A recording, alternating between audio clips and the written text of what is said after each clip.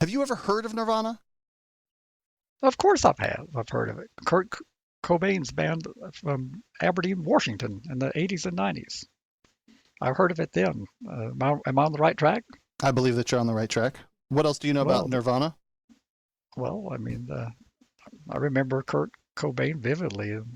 Nevermind, Smells Like Teen Spirit, all sorts of good stuff.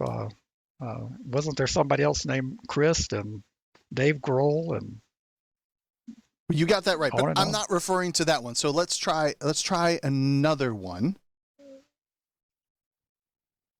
So you mean another Nirvana? The concept? Oh, I know what you're talking about. Buddhist teaching, liberation from suffering, and casual English, a kind of imagined perfection. All right.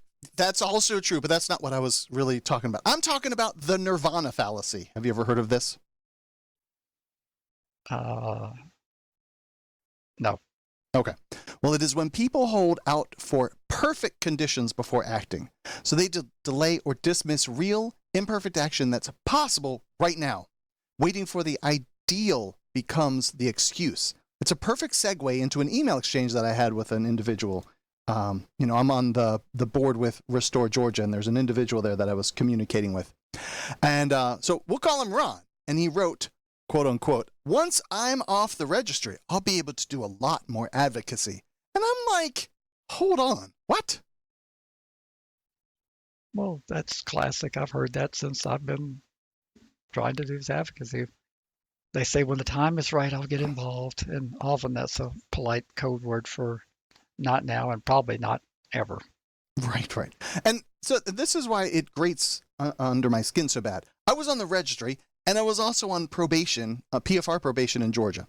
I still donated. I talked with legislators. I volunteered. I showed up. I did all kinds of stuff that was related to advocacy. I even started this podcast while still on supervision and still on the registry.